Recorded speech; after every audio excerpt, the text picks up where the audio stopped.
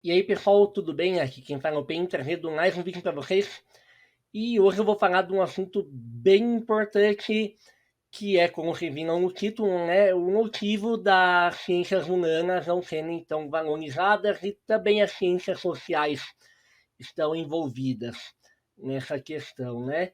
Ah, eu não sou nenhum especialista no assunto e eu vou me basear as minhas falas o que eu aprendi na faculdade, né? Eu acabei de terminar a graduação em física, agora eu estou entrando num mestrado em filosofia para estudar filosofia da ciência, né? Eu estou lendo esse livro, Introdução à Filosofia da Ciência, da Inês Lacerda Araújo, e tem um capítulo que fala dessa questão, né? O foco não é exatamente esse, mas aborda alguns temas que explicam por que as ciências humanas e sociais são menos valorizadas do que as ciências da natureza, digamos assim, né?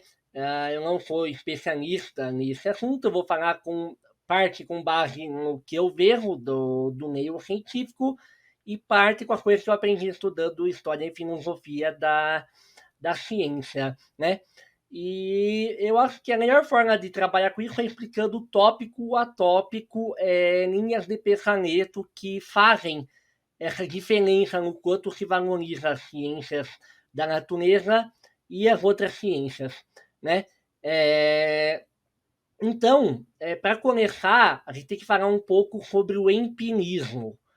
O empirismo é uma linha filosófica que ela coloca que a única forma de você captar a realidade ela é por meio dos nossos sentidos.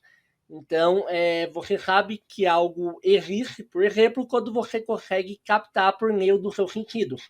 Então, se eu enxergo uma coisa, eu sei que ela existe. Se eu posso tocar, eu sei que essa coisa existe, né?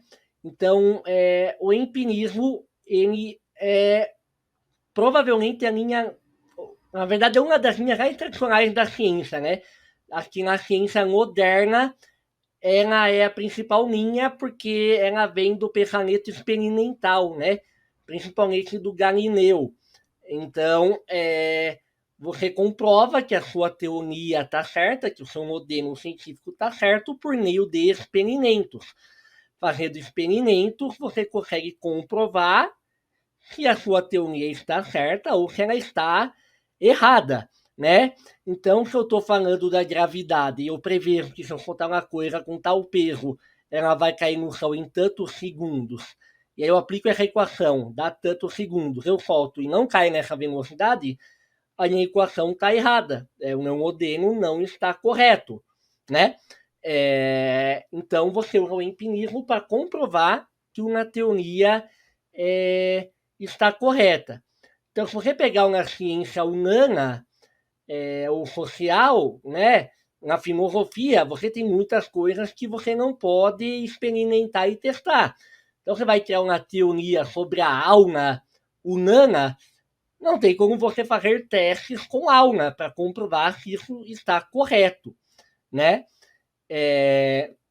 Aí, outra linha, ela é o positivismo. O positivismo, ele diz que é a crença de que, na ciência, né, o positivismo científico, ele é a crença de que a ciência ela permite que você acesse a realidade.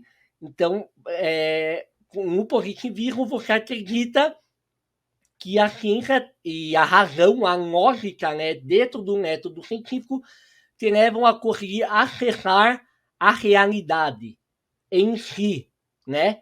Então, é aquele pensamento que acaba fazendo com que a ciência meio que seja vista como uma religião, que você acredita que a ciência é a verdade concreta e absoluta, né? São frases positivistas que acabam fazendo as pessoas acharem que você acredita ou não na ciência, né? Mas a força da ciência ela realmente está em você poder testar as teorias e comprovar, né? É, Então, você teve no início do século XX, né, nas décadas ali de 1920, 1930, o tal do Círculo de Viena, que tanto é falado por aí, né? Eu não vou entrar tanto nesse assunto, porque é algo que eu não tenho muitos estudos, né? É um Círculo de Viena, um homem que se deu a um grupo de vários pensadores, principalmente ali da Europa, né? E da região da Alemanha e da Áustria, que se juntaram buscando criar um método de pensamento, né? Que é classificado como ciência unificada, né? Então, queriam criar um método único e universal para que as ciências fossem feitas, né? E aí, esse pensamento que eles desenvolveram, ele ficou conhecido como empirismo lógico ou positivismo lógico, ou neopositivismo também, né? Que é uma linha positivista e empirista, né? E aí eles se baseavam numa teoria precoce do Wittgenstein, talvez até um pouco mal interpretada por eles, né? Que o Wittgenstein abandonou esse pensamento e algumas fontes falam que na verdade ele nunca pensou assim, né? Mas então, o Círculo de Viena considerava, né, principalmente o Rudolf Carnap, que é um dos membros mais importantes, considerava que uma afirmação só tinha, uma proposição só tinha significado se ela pudesse ser considerada verdadeiramente. Então você só poderia dizer que uma frase tem sentido se você pudesse comprovar empiricamente que essa frase faz sentido. Só que essa crença é contraditória entre si, porque você não pode comprovar empiricamente que uma frase só tem significado se ela puder ser comprovada empiricamente, né? Então aí você já tem esse paradoxo já nessa definição, né? Mas é a visão que eles tinham, né? Não vou fazer juízo de valor, né? Mas eu gosto de expor as contradições em pensamento, eu acho uma coisa legal de você parar para pensar, né? Mas enfim, e aí o Carnap, principalmente, ele queria limitar o papel da filosofia à análise linguística e epistemológica. Então, para ele, a filosofia não tinha valor, porque as falas da filosofia, o papel que a filosofia tem de tentar compreender a essência das coisas, ela não pode ser comprovada empiricamente, então não tem valor para o Carnap e para muitos do Círculo de Viena. Então a filosofia devia servir só para você pensar em termos de linguagem, porque segundo Wittgenstein você só consegue pensar em termos de linguagem, você pensa juntando palavras que ligam aqueles pensamentos. Se você não sabe palavras para expressar algo, você não consegue pensar sobre algo, né? Epistemologia é o estudo sobre o conhecimento, como que o conhecimento funciona e evolui, né?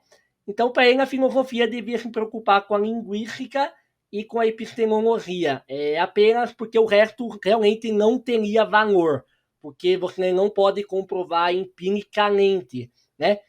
Então, desse pensamento já vem toda essa tradição de que a ciência ela é superior, né? Que é o que a gente chama de cientificismo, que é a tendência positivista de você pensar que a ciência é superior a todas as outras formas de pensamento e compreensão humana da realidade. Então, a filosofia, a metafísica, a teologia, até a psicologia, todas as outras formas de pensar que não são científicas, que não seguem o método científico experimental, né, são inferiores, não possuem o mesmo valor, né? E isso vem também que a ciência é a única que traz benefícios práticos, né? E que você segue toda aquela consistência lógica e todos aqueles testes, né? Então, se você pegar a questão dos testes, né, vem muito do pensamento do Karl Popper, também muito famoso, né? Ele falou que, na verdade, você nunca pode comprovar que uma teoria é verdadeira, porque você sempre vai poder ter alguma suposição, criar algum exemplo que possa ser falso. Você não tem como comprovar que as infinitas probabilidades de um fenômeno estão corretos na sua teoria. Então você não pode comprovar que nunca vai ter alguma exceção ou alguma coisa que não se encaixa na sua teoria. Então o Popper propôs que você não tenha a validação, a comprovação das teorias científicas, mas sim a falseabilidade, que é o caso de que, assim, uma teoria ela pode ser considerada verdadeira até que se prove que ela é falsa. Então, na verdade, a teoria nunca vai ser verdadeira. Ela pode ser não falsa por enquanto, né? Então, isso vai um pouco contra o positivismo, mas no fim acaba caindo num certo empirismo. Né? Aqui eu não vou desenvolver, isso está um pouco melhor explicado aqui no livro, que eu vou deixar na descrição a referência bibliográfica, tá bom? Nós não vou entrar, mas enfim, né? Então só quis aqui citar o Karl Popper porque fala no livro, isso é muito importante, né? Mas enfim, por você poder falsear as teorias científicas, no cientificismo é considerado que é o melhor. Porque se você pegar teorias da filosofia, até da psicologia e coisas do tipo, não dá para você falsear, né? Bom, e aí se você querer aplicar o método científico nas ciências humanas e nas sociais, você não poderia aplicar uma série de áreas, né? Você não tem como fazer testes experimentais, sei lá, na economia, não sei exatamente, mas na filosofia, na sociologia, nessas áreas você não tem como fazer testes, né? Na psicologia tem muitas coisas que você não tem como ter alguma forma de comprovação, porque quando se trata do contexto do ser humano é muito mais complicado você ter qualquer certeza sobre alguma coisa, né? E aí, encerrando esse capítulo do livro, né, tem certas críticas, né, ao empirismo, positivismo e esses pensamentos, né? Então, primeiramente, né, se os dados que você consegue perceber por meio dos seus sentidos exprimissem a realidade, a ciência não seria necessária. Você só pode ter alguma realidade, algum grau de realidade por meio dos seus sentidos, então a ciência não faz sentido. Porque se você percebe e capta tudo só por pelos seus sentidos, não precisa da ciência, não tem a ciência. Né? Nos experimentos e nos cálculos feitos na ciência, principalmente na física, você usa formas geométricas perfeitas que não existem na natureza e várias outras entidades matemáticas abstratas, né? Os próprios números, eles não existem, são uma criação humana abstrata que nos permite fazer previsões e análise de fenômenos de uma forma de pensamento. Mas não tem um valor real essas abstrações, né? E também, né, a busca pela essência que a filosofia faz, ela meio que, na minha opinião, né, aí não do livro, ela que leva a ciência a alcançar unificações, chegar a níveis melhores, né? Se você não buscasse a essência das coisas, o motivo de serem, né, a ciência ia ser apenas descritiva, ela não ia ter o valor que ela tem se você não tivesse a busca por compreender a natureza por detrás das coisas, né? Então, na ciência, você tem muito uma visão utilitarista, né, da ciência. Então, eu ouvi muito na graduação que o objetivo da física é compreender fenômenos o suficiente para fazer previsões sobre eles. Então, por exemplo, né, eu não preciso saber exatamente como a gravidade funciona, o que é e da onde ela veio, para eu poder construir um prédio e ele não cair por causa da ação da gravidade. A gente não precisava saber, e até hoje a gente não sabe, né, por exemplo, a gente não precisava saber que a luz era um campo eletromagnético oscilante para você criar a teoria da ótica e para, por exemplo, você conseguir desenvolver um óculos para você enxergar melhor, né?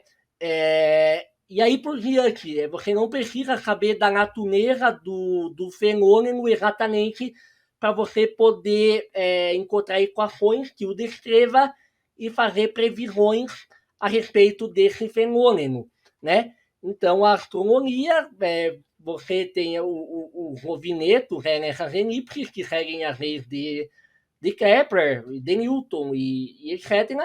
E se você sabe onde um planeta está agora, você sabe onde ele estava daqui a 2 anos atrás.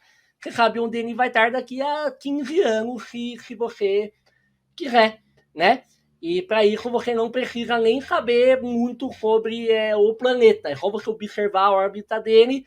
Você não precisava nem saber do que o planeta é feito, nem a densidade dele, nem uma série de fatores, nem da história desse planeta, né? Para isso.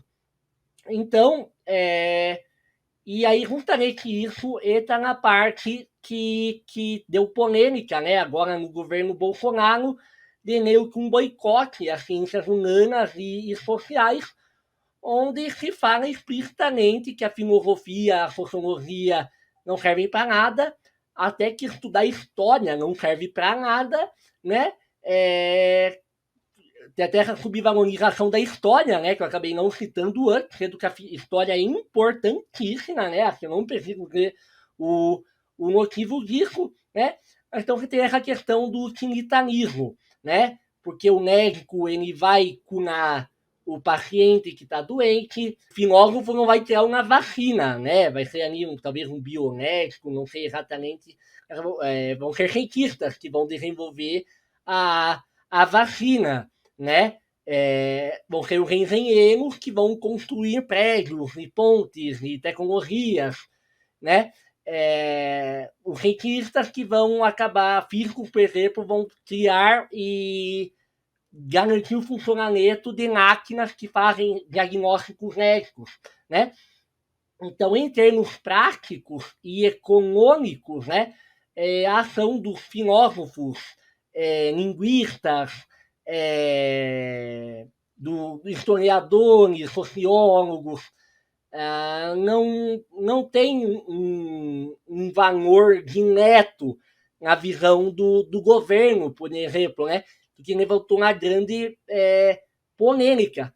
Isso vem justamente dessa tradição utilitarista da ciência, né? Então, acho que assim, é a partir desses tópicos que você consegue pensar e perceber por que as ciências humanas não são valorizadas e boa parte das ciências sociais também, né? Então, só fazendo um resumo, eu falei do empirismo, que é a linha filosófica de que você tem acesso à realidade por meio dos seus sentidos, que você pode confiar apenas naquilo que você consegue acessar por meio dos seus sentidos, que só essas coisas fazem sentido. Falei do Círculo de Viena, que foi bem forte nessa tradição empirista e também positivista, né? O positivismo onde você acredita, no caso do positivismo científico, que a ciência é a única forma que você consegue acessar a realidade por meio da lógica e do método científico, que segue essa estrutura lógica, né? E falei também do utilitarismo, né? Que, bom, acabei de falar sobre já é evidenciável no título o que é o utilitarismo, né? Então a questão de você dar valor a algo apenas pela sua utilidade prática direta, né? Bom, então espero que com isso vocês possam ter aprendido alguma coisa, talvez refletido, sobre algo e ter entendido um pouco, pelo menos, por que as ciências humanas são desvalorizadas ou subvalorizadas em relação às ciências da natureza, né, como física, química e biologia, por exemplo. Então, vai aparecer um vídeo aqui para vocês assistirem. Provavelmente eu vou deixar aqui um vídeo sobre o positivismo, onde eu falo do problema que o positivismo traz à ciência hoje em dia. Também deixa o seu like se você gostou, ou para dar aquela força. Verifica se você está inscrito no canal, porque esse aqui é um canal novo, pode ter vindo pelas minhas redes sociais e não está inscrito ainda. E os seus vídeos vão ser todos aqui, certo? No canal eu tiro apenas algumas lives de vez em quando, né? E se você já é inscrito, ativa o sininho para receber as notificações. O meu alcance ainda não é bom, esse canal é muito novo e o assunto de ciência não é super popular, né? E filosofia e etc., os assuntos que eu falo aqui. Então, verifica a inscrição, o sininho para dar aquela força, valeu? Então, nos vemos na próxima e até mais!